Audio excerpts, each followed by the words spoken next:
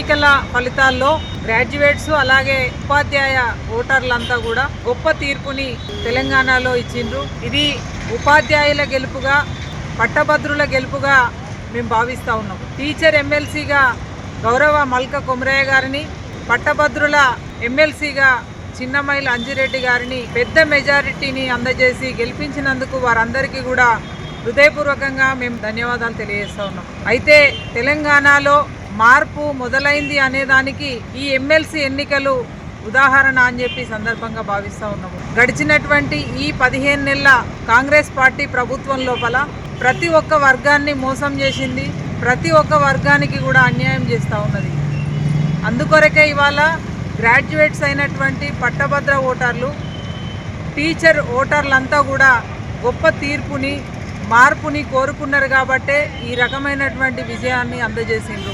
ఇవాళ టీచర్లకు సంబంధించి గతంలో ఉన్నటువంటి టీఆర్ఎస్ పార్టీ ప్రభుత్వం 317 ద్వారా టీచర్లందరినీ కూడా అనేకమైనటువంటి మనోవేదనకి గురి చేసిండ్రు. ఇవాళ పిఆర్సీ కావచ్చు, డిఏలు కావచ్చు, రిటైర్మెంట్ బెనిఫిట్స్ కావచ్చు, హెల్త్ సెక్యూరిటీ కావచ్చు, ఈ రకంగా గతంలో బీఆర్ఎస్ పార్టీ ప్రభుత్వం ఏదైతే నిరంకుశత్వాన్ని ఉపాధ్యాయుల పట్ల చూపించిందో అదే ధోరణిని ఇప్పుడున్నటువంటి కాంగ్రెస్ పార్టీ ప్రభుత్వం కూడా చూపిస్తూ ఉన్నది. అలాగే పట్టభద్రుల విషయానికి వస్తే గ్రాడ్యుయేట్స్కి ఎన్నికల ముందు కాంగ్రెస్ పార్టీ ఎన్నో హామీలను ఇచ్చింది. ఇవాళ నిరుద్యోగ భృతి ఇస్తామన్నారు, చదువుకునే మహిళలకి స్కూటీలు ఇస్తామన్నారు, సంవత్సరానికి 2 లక్షల ఉద్యోగాలు ఇస్తామన్నారు. 2 లక్షలు కాదు కదా, కనీసం 2000 ఉద్యోగాలు కూడా ఇవాళ ప్రభుత్వం ఏర్పడ్డ కానుండి ఇవ్వలే. ఈ రకమైనటువంటి మోసపూరిత వాగ్దానాలతోటి విసిగెత్తినటువంటి గ్రాడ్యుయేట్ ఓటర్లంతా కూడా మా వైపున మా గొంతుకై నిలబడి రేపు పెద్దల సభలో కొట్లాడాలంటే 100కు 100% మరి ఉద్యమ స్ఫూర్తి కలిగినటువంటి భారతీయ జనతా పార్టీతో మాత్రమే సాధ్యమవుతుందని వారిద్దరిని కూడా ఈరోజు పెద్ద మెజార్టీనిచ్చి గెలిపించిండ్రు. తప్పకుండా మేము ఏదైతే ఎన్నికలలో చెప్పినామో వారి గొంతుకై పెద్దల సభలో మా ఇద్దరు ఎమ్మెల్సీలు కూడా మరి పోరాడతారని, వారి గొంతుకని వినిపిస్తారని చెప్పి సందర్భంగా భావిస్తూ ఉన్నాం. అయితే తెలంగాణలో ఈ 15 నెలల పాలనలో కాంగ్రెస్ పార్టీపై పూర్తిగా విసుగు చెందిండ్రు. ఇవాళ మేధావి వర్గం భారతీయ జనతా పార్టీ మాత్రమే తెలంగాణలో ప్రజలకి మంచి చేయగలుగుతుంది, ఈ ప్రాంతాన్ని అభివృద్ధి చేయగలుగుతుంది అనేటువంటి ఒక ఆలోచనకు వచ్చిండ్రు. కాబట్టి రేపు భవిష్యత్ అంతా కూడా తెలంగాణలో భారతీయ జనతా పార్టీదని సందర్భంగా మేము భావిస్తూ ఉన్నాము. ఎందుకంటే రేవంత్ రెడ్డి మాట్లాడుతూ ఎప్పుడు కూడా గాడిద గుడ్డు చూపిస్తూ ఉన్నాడు.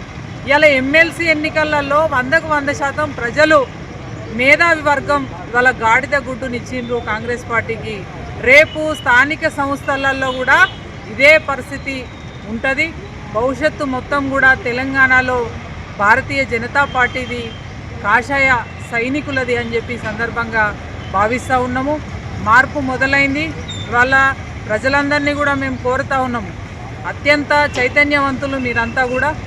ఇవాళ ఇన్ని రకాలుగా ప్రజల్ని భయభ్రాంతులకి గురి చేస్తూ మోసం చేస్తున్నటువంటి ఈ కాంగ్రెస్ పార్టీ ప్రభుత్వాన్ని ఎప్పటికప్పుడు మనమంతా కూడా ఎండగట్టాల్సినటువంటి అవసరం ఉన్నదని ఈ సందర్భంగా భావిస్తూ, ఏదేమైనా నరేంద్ర మోడీ గారి ఇవాళ దేశంలో వస్తున్నటువంటి వారు చేస్తున్నటువంటి మార్పులను చూసి వాళ్ళ మేధావి వర్గం, ఉపాధ్యాయులంతా కూడా భారతీయ జనతా పార్టీకి అవకాశం ఇచ్చిండ్రు.